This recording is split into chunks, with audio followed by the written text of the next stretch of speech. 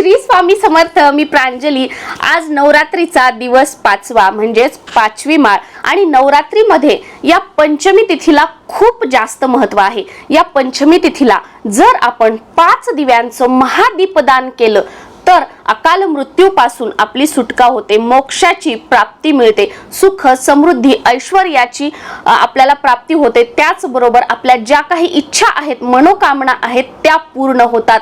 या स्कंद मातेच्या रूपाची या 5व्या माळीला पूजा करणं आणि आता ज्या पद्धतीने सांगणार आहे त्या पद्धतीने जर आपण दीपदान केलं तर अशी कोणतीच गोष्ट अशक्य नाहीये की जी आपण स्कंद मातेसमोर मागितली, आपली मनोकामना बोलून दाखवली आणि ती पूर्ण झालेली नाही. अत्यंत साधं आणि सोपं. तुमच्या घरामध्ये घटस्थापना असो किंवा घटस्थापना नसो, अखंड दिवा असो किंवा नसो, उपवास असो किंवा नसो, तुम्ही नवरात्री करत असाल किंवा नसाल, पण या नवरात्रीतल्या पंचमी तिथीला जर आपण हे पंचमहादीपदान केलं तर संपूर्ण नवरात्रीचं सेवेचं जे फळ आहे, सेवेचं जे पुण्य आहे ते आपल्याला प्राप्त होईल.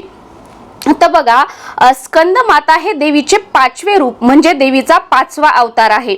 सगळ्या देवतांमध्ये ह्या देवीचे रूप खूप वेगळे आहे. भगवान कार्तिक यांच्या मांडीवर बसलेले असून देवी कमळ पुष्पावर पद्मासन करून बसलेली आहे. देवीच्या या अवताराचे पूजन केल्यास भक्तांची सर्व पापातून मुक्ती होते.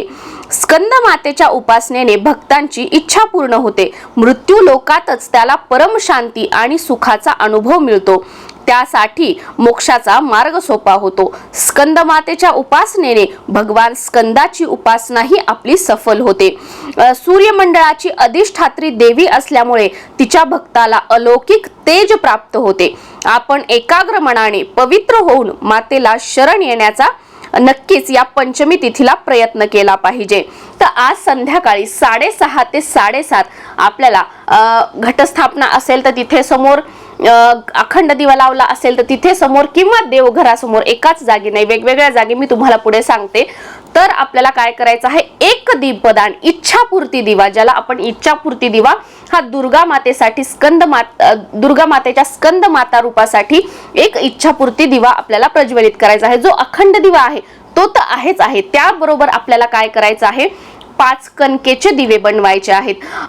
घट्ट आपण गव्हाचं पीठ पाण्यामध्ये मळून घ्यायचं, घट्ट मळून घ्यायचं आणि एक मुठी त्याचे एकसारखे 5 दिवे बनवायचे आहेत.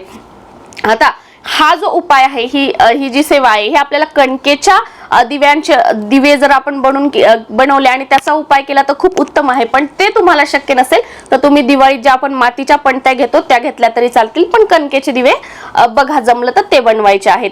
आणि याच्यामध्ये आपल्याला फुलवाती घालायच्या आहेत. 2 फुलवातींची एक फुलवात अशी फुलवात घालायची आहे. आणि तूप घालायचं आहे. शुद्ध गाईचं तूप असेल तर खूप उत्तम, गाईचं तूप नसेल तर म्हशीचं तूप असेल तरीही चालेल. आणि दोन्ही तूप नसतील तर तुम्ही देवाला जे कोणतं तेल वापरता ते तुम्ही घेऊ शकता. तुम्ही जर तेल वापरणार असाल तर याच्यामध्ये लांब वाती वापरायच्या, ज्या उभ्या 2 लांब वाती असतात त्या एकत्र करायच्या. 2 वातींची एक वात अशी 5 दिव्यांमध्ये आपल्याला, म्हणजे एका याच्यात 2 वाती करून 10 वाती आपल्याला त्याच्यामध्ये ठेवायच्या आहेत 5 दिव्यांमध्ये मिळून. आता जो पहिला दिवा आहे तो आपल्याला घटासमोर किंवा जिथे आपण अखंड दिवा किंवा देवघरासमोर आपल्याला लावायचा आहे. आपली जी काही मनोकामना आहे ती आपल्याला बोलायची आहे. आणि हा दिवा लावल्यानंतर किंवा लावत असताना सुरुवातीला आता जो मंत्र सांगणार आहे हा मंत्र आपल्याला 11 वेळा बोलायचा आहे. आपली इच्छा बोलून दाखवायची आहे आणि त्यानंतर आपल्याला हा दिवा प्रज्वलित करायचा आहे. आणि हा दिवा प्रज्वलित करून झाल्यानंतर पण परत 11 वेळा हा मंत्र बोला. आपली मनोकामना दुर्गा मातेसमोर, आपल्या कुलदेवी समोर बोलून दाखवा आणि ती पूर्ण होण्यासाठी प्रार्थना करा. या देवी सर्व भूतेषु स्कंद माता रूपेण संस्थिता, नमस्तस्यै नमस्तस्यै नमस्तस्यै नमो नमः. या देवी सर्व भूतेषु स्कंद माता रूपेण संस्थिता, नमस्तस्यै नमस्तस्यै नमस्तस्यै नमो नमः. हा मंत्र आपल्याला म्हणायचा आहे. हा तुम्हाला गुगलवर सुद्धा मिळून जाईल.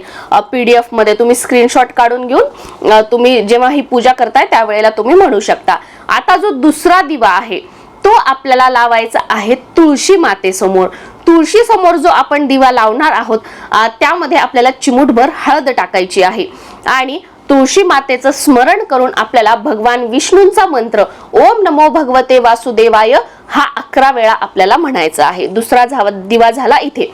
आता तिसरा दिवा जो आहे तो आपल्याला केळीच्या झाडाखाली लावायचा आहे. घराच्या आजूबाजूला जर कुठे केळीचं झाड असेल किंवा तुमच्या घरी केळीचं झाड असेल तर केळीच्या झाडाखाली लावायचं आहे. कारण आजचा दिवस हा गुरुवार आहे आणि आपला गुरुग्रह, आपलं गुरु पाठबळ स्ट्रॉंग करण्यासाठी आपल्याला केळीच्या झाडाखाली एक दीपदान भगवान श्री हरी श्री विष्णू यांच्यासाठी करायचं आहे.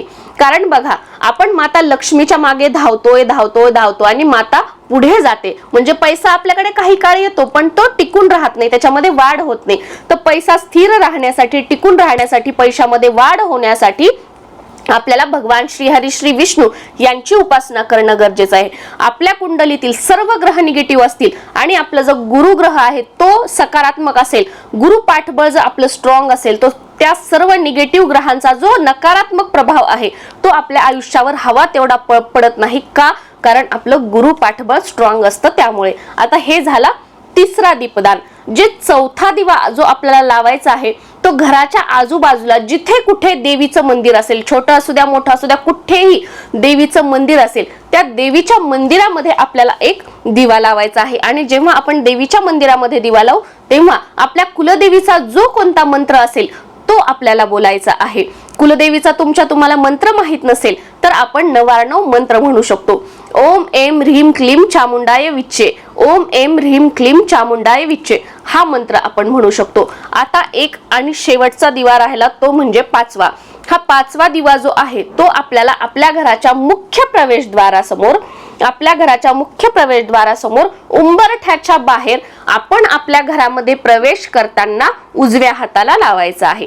हा शेवटचा 5वा दिवा. या पद्धतीने आज गुरुवारच्या दिवशी नवरात्रीच्या पंचमी तिथीला संध्याकाळी 6:30 ते 7:30 ही वेळ आपण आपल्या घरी माता लक्ष्मी येण्याची वेळ मानतो. तर या वेळेमध्ये या पद्धतीने 5 दिव्यांचे 5 ठिकाणी आपल्याला दीपदान करायचं आहे. आपली जी काही मनोकामना आहे किंवा आपलं सगळं काही चांगलं आहे, अगदी या पंचमी तिथीची सेवा म्हणून, स्कंद मातेची सेवा म्हणून, आपल्या कुलदेवीसाठी किंवा दुर्गा मातेला दीपदान म्हणून या पंचमी तिथीला आपल्याला या पद्धतीने 5 कणकेच्या दिव्यांचं दीपदान करायचं आहे. आता तुम्ही कणकेचे दिवे जर बनवले असतील तर दुसऱ्या दिवशी हे जे दिवे आहेत घराच्या आजूबाजूला जिथे कुठे एखादं मोठं झाड असेल तिथे तुम्ही ठेवून देऊ शकता. किंवा दुसरी गोष्ट, याच्यातल्या वाती आपण काढून घ्यायच्या, निर्माल्यामध्ये टाकायच्या ज्या असतील तर, आणि या दिव्यांचे छोटे छोटे गोळे करून तुमच्या घराच्या आजूबाजूला जिथे कुठे तलाव, नदी काही असेल, जिथे मासे आहेत, छोटे छोटे गोळे करून त्या मास्यांना आपण खायला टाकू शकतो. या पद्धतीने आपल्याला हे दीपदान करायचं आहे. पिरियड्स असेल, सुतक असेल तर ही सेवा जी आहे ती करायची नाही. पिरियड्स असेल तर घरातील इतर मंडळींनी ही सेवा केली तरी चालेल. आणि जर आपण मातीच्या पणत्या ठेवल्या आहेत तर त्या मातीच्या पणत्या परत आपण वापरू शकतो, त्या डिस्कार्ड करण्याची गरज नाही. किंवा तुम्हाला जर करायचे असतील तर सेम कुठेतरी मातीत, शेतात वगैरे चांगल्या जागे किंवा एखाद्या मोठ्या झाडाच्या खाली थोडंसं दूर खड्डा करून आपण मातीत त्या दाबून देऊ शकतो. श्री स्वामी समर्थ.